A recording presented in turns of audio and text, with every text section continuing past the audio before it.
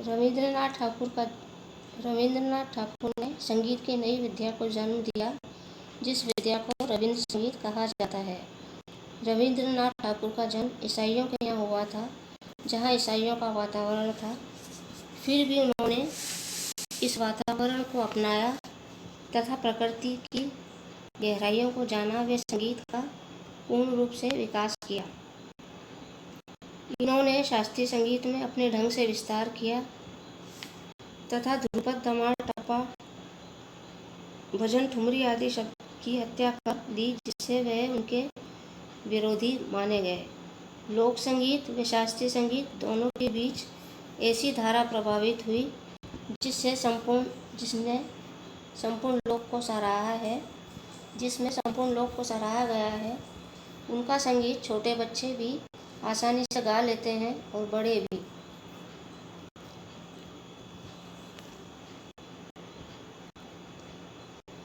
रवि संगीत की विशेषता ये है कि उनके भाव को अभिव्यक्त करने वाले अनेक लोकगीत हैं। विद्यार्थी PDF में जाकर ये लोकगीत देख सकते हैं, जो कि भिन्न भिन्न रागों में जिनकी रचना हुई है। इन रागों में बिहार, मिश्र भैरवी, मिश्र पीलू, मिश्र मल्लार, मिश्र बिहार, खमास, भीम पलासी, मुल्तानी भैरवी, ये इन रागों पर आधारित इनके लोकगीत हैं। ख्याल व टप्पा शैली पर आधारित गीत की रचना करते समय वे स्वर विस्तार अथवा तार सप्तक के विस्तार को महत्वपूर्ण नहीं मानते। इसी कारण कुछ लोग इन्हें सांगीतिक दृष्टि से विद्रोही कहते हैं। उन लोगों के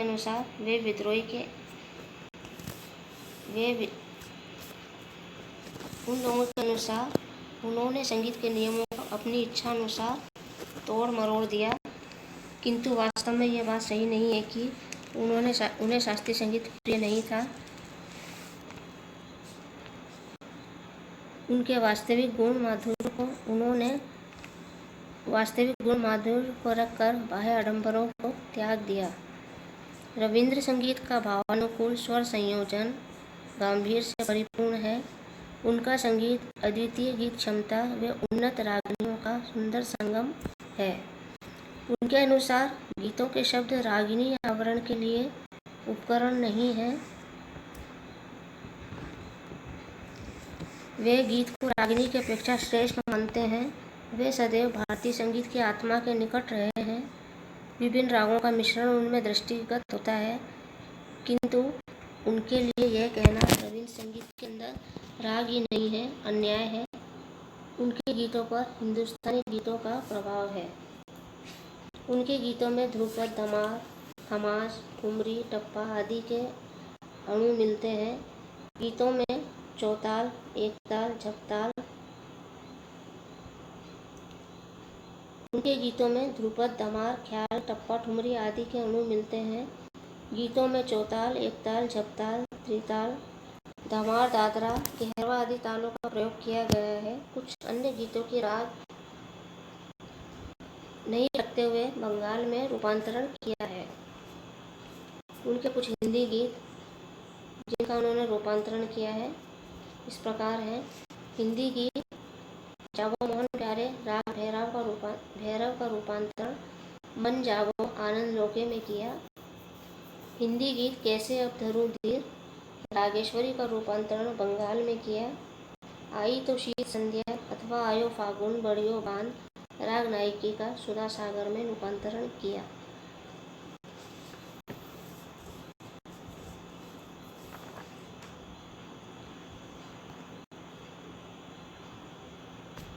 रविंद्र संगीत की महत्वपूर्ण बात यह है कि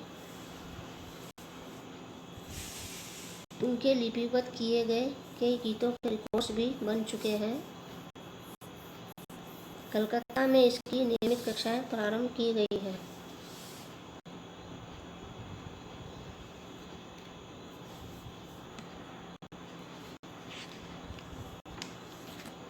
रविंद्रनाथ ठाकुर बंगाल के एक प्रसिद्ध कवि थे। उन्होंने अपनी प्रतिभा का अनेक प्रकार से परिचय दिया है। वे केवल एक कवि ही नहीं वरन एक नाट्यकार, उपन्यासकार, संगीतकार, गायक, चित्रकार भी थे। उन्होंने अपनी प्रतिभा के बल पर संगीत की एक नई विद्या की सृष्टि की, जिसे रविंद्र संगीत के नाम से जाना जाता है। रविंद्र संगीत में पद, लय, ताल, गायन, भाव, काव्य आदि का सुंदर रूप से प्रयोग किया गया है। उन्होंने शब्द तथा स्वर का ऐसा अनोखा मेल हुआ है कि इस संगीत को ईश्वर का रूप दिया गया है। रविंद्र संगीत का उद्गम बंगाल में हुआ। ये संगीत इतना लोकप्रिय हो गया कि इसका प्रसार पूरे देश तथा विदेशों में भी हुआ। इसका आधार उत्तरीय शास्त्रीय संगीत रहा है। शास्त्रीय संगीत में ही परिवर्तन करके इस संगीत का जन्म हुआ, परंतु शास्त्रीय संगीत पर आधारित होने के बावजूद इसका अपना ही एक अस्तित्व है। रविन्द्रनाथ ठाकुर ने अपने गीतों की रचना की तथा उन सभी गीतों को स्वरों में बांधा है। रविंद्र संगीत पर शास्त्रीय तथा बंगाल के लोक संगीत की छाया आती है। रविन्द्रनाथ जी ने ख्याल, टप्पा, ठुमरी, भटियाली, कीर्तन आदि को मिलाकर संगीत बनाया। इसी आधार पर कृपांग, ख्यालांग आदि का वर्णन किया गया।